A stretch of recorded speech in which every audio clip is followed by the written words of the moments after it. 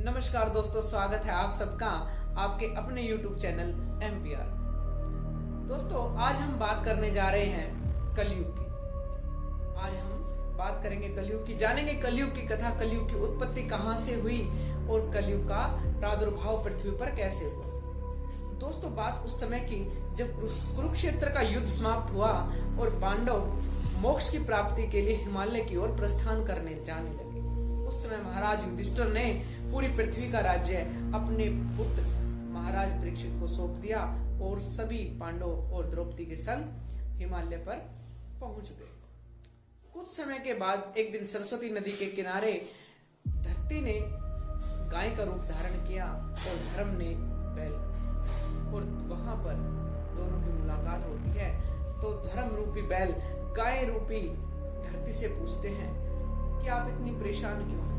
तो गाय माता उन्हें आंसर देती है, उन्हें कहती है कि धर्म, क्या तुम्हें दिखाई नहीं दे रहा कि तुम्हारे 4 पैरों में से सिर्फ एक बचा, अर्थात कि तुम्हारे 4 पांव थे, धर्म के 4 पड़ाव थे, उनमें से तुम्हारा एक ही पड़ाव बचा है, अर्थात पाप बढ़ता जा रहा है। ऐसे दोनों में बात हो ही रही थी कि वहां पर एक राक्षस आ जाता है, और वो राक्षस कोई और नहीं, स्वयं कलयुग होता है।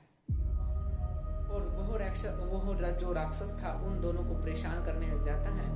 और कुछ ही क्षण बाद वहां से महाराज परीक्षित का जाना होता है और उनकी नजर उस राक्षस पर पड़ जाती है, और वह उस राक्षस का वध करने के लिए उसके पीछे दौड़ पड़ते हैं। वह राक्षस क्षमा याचना करता है और माफी मांगता है, और जबकि महाराज परीक्षित उस राक्षस को पहचान जाते हैं कि यह राक्षस और कोई नहीं, स्वयं कलयुग है। तो महाराज परीक्षित कहते हैं कि कलयुग, मैं तुझे अपने राज्य में स्थान नहीं दूंगा, मैं तुझे अपने राज्य में रहने नहीं दूंगा, तू मेरे राज्य से निकल जा।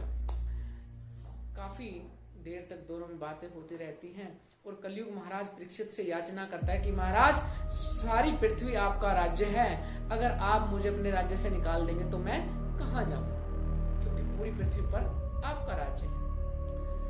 काफी याचना करने के बाद महाराज परीक्षित उन्हें कहते हैं कि कलयुग, मैं कुछ स्थान तुम्हें दे सकता हूँ जहां पर मदिरा पान होता हो, जहां पर व्यभिचार हो, जहां पर लोभ हो, जहां पर अत्याचार होते हो, पाप प्रवृत्ति हो, जहां हवन दान धर्म नहीं होता हो, जहां पर नारिका पर नजर रखी जाती हो, ऐसी जगह पर तुम्हारा स्थान होगा, ऐसी जगह पर तुम वास कर सकते हो।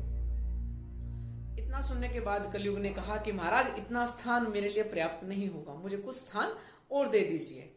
तो महाराज परीक्षित के मुंह से निकल जाता है कि मैं तुम्हें स्वर्ण में भी स्थान देता हूं, अर्थात सोने में भी तुम्हारा वास होगा।